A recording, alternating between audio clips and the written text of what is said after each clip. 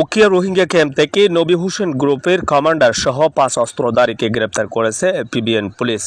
শনিবার 28 এপ্রিল ভোর রাতে উখিয়া ক্যাম্প 2 ওয়েস্ট এর D9 ব্লকের ইরানি পাহাড় এলাকায় অভিযান করে তাদের গ্রেপ্তার করা হয়। এ সময় নবী হোসেন গ্রুপের কমান্ডার মোহাম্মদ জুবায়ের সহ 5 জনকে 5টি বিদেশি পিস্তল, 2টি ওয়ান গান শুটার, 3 রাউন্ড বড় 5 স্টার গুলি, 7 রাউন্ড মাঝারি 5 স্টার গুলি, 2 রাউন্ড শটগানের কার্তুজ এবং নগদ 50,000 টাকা উদ্ধার করা হয়। 14 আর্ম পুলিশ ব্যাটালিয়নের অতিরিক্ত পুলিশ সুপার ওয়াহিদুর রহমান রবিবার দুপুরে পিবিএনের কার্যালয়ে সংবাদ সম্মেলনের মাধ্যমে তিনি এ তথ্য জানান।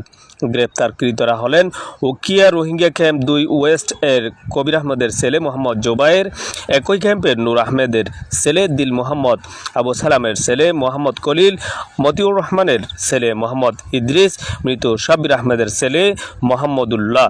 তিনি আরও বলেন, ধৃত আসামিদের বিরুদ্ধে পরবর্তী আইনি কার্যক্রম প্রক্রিয়াধীন রয়েছে বলে তিনি জানান।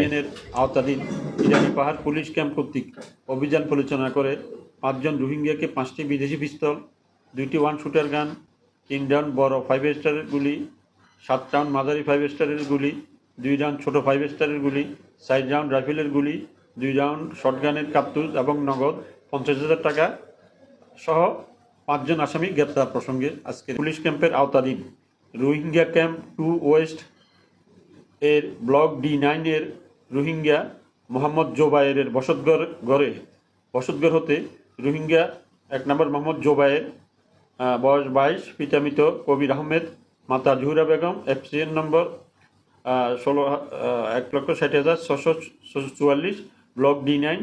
2 নম্বরে দিল মোহাম্মদ, পিতা মৃত আব্দুল জলিল। 3 নম্বরে মোহাম্মদ খলিল, পিতা আব্দুল সালাম। 4 নম্বরে মোহাম্মদ ইদ্রিস, পিতা মতিউর রহমান। 5 নম্বরে মোহাম্মদুল্লাহ, পিতা মৃত সাব্বির আহমদ, সর্ব থানা উখিয়া।